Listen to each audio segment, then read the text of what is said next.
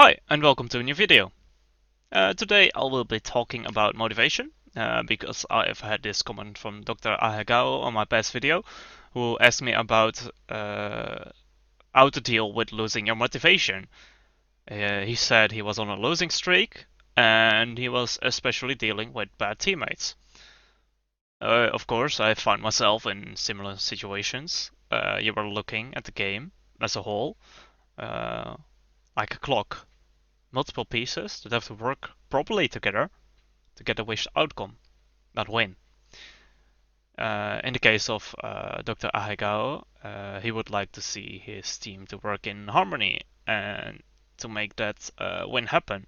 Now, I'm assuming that he's solo queuing, which means there is this obstacle of not being able to get to a certain level of synergy. So this form of disappointment I had talked about in my past video, that unyielding reality of having bad teammates.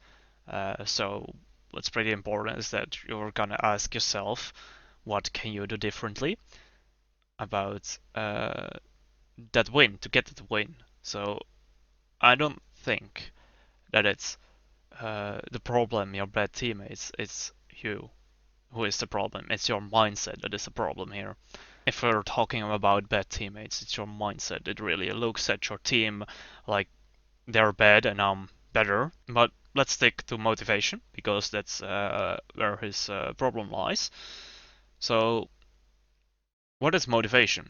Well, motivation is a term used within psychology to define all the processes that have to do with the start of, direction of, the intensity of, and the persistence of physical as well as psychological activities. So, this is a pretty broad definition, so let's apply this definition to our case here.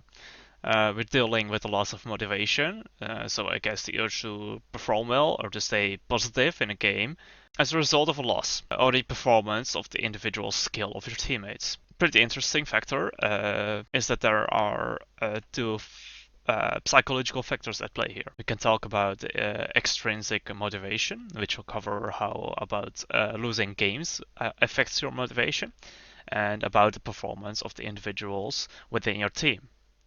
So to make clear, what we get out of winning and what you lose when you lose the match is here an important factor if we're talking about extrinsic motivation. Extrinsic motivation is mainly that you get motivated by extrinsic rewards, for example, money. This is a big extrinsic motivator to go to work or to find a job. Other examples are grades, food, rewards, and even sex. Now, how we are seeing this, coming back in Siege. Simply said, it's your MMR which determines your rank, and of course your chance to get laid.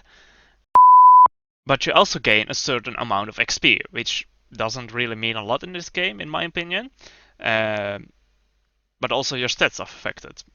And what comes with this is also the way you perceive yourself, which I will be talking about in depth in my upcoming video. So subscribe and turn on notification bell in order to make sure you don't miss that video.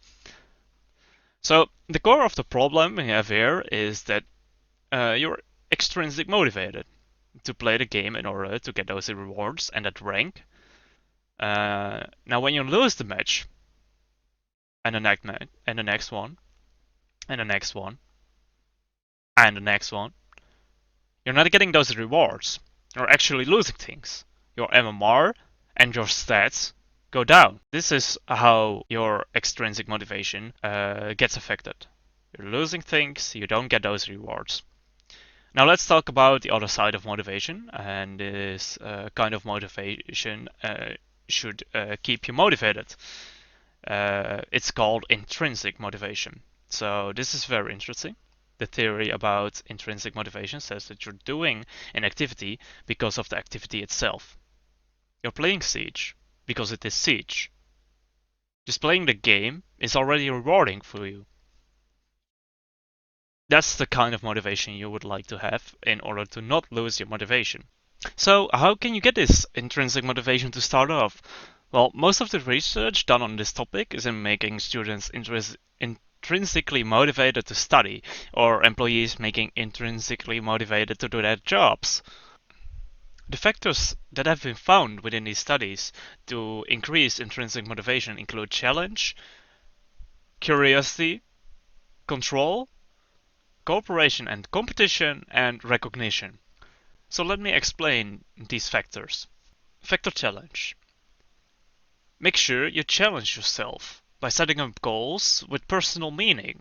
So in the case of Siege, this can be very hard, of course, and what you might be looking for is a certain rank or just a rank up in general. Now, I'm telling you that this is not the right way to go about it. You might have heard from others that your rank doesn't matter. This is true. So if it is improvement you're looking for, don't use your rank. What I advise you to do is to record your own gameplay and do a VOD review of it. Take a look at the things you should improve on and set it as a goal for a period of time. And after that period, take a look at your old recording and the recent recording to see the difference in your skill within that one thing you told yourself you wanted to improve. Next, the factor curiosity. This one can really be applied within Siege. It's mostly about sensory curiosity, so the map design and the things in your surroundings that grab your attention. You don't have control about that, so let's not worry about that. But the thing that might boost your cognitive curiosity is an activity itself, which will stimulate you to learn more. Now, these things can be discovering new angles, new strategies, or maybe even new drone spots. Next factor, control. To boost your intrinsic motivation even more, you have to play the way you want to play. It's about taking control of your own playstyle. If you see that your team does not pick termites, even though you're thinking that you need him, it's not your duty to pick him. Just pick the op you want to play and figure out a way to make it work. This also puts you in this situation to make sure you discover new strategies, new angles, and that kind of stuff. Next, the factor cooperation and competition. Well, create a situation where you can help your teammates. This is why I would advise you to at least always play duo queue. You can help your friend to get kills, which will make you feel useful, and you'll enjoy the game even more. Competition also plays a role. You can compare your performance to others by looking at your rank and your stats. In this case, I advise you to compare yourself only with people that are playing worse than you to make sure you feel better about your own performance. And the last factor I want to talk about is recognition. And this is also the last thing you'll need to seek. People in general love when they get praise for the performance. So if you're a support main, queue with people that appreciate your droning, your car loads, and your utility usage. Do this in this order. So first challenge, then curiosity, then control, then cooperation and competition, and then recognition, and you'll see a difference in your enjoyment of the game.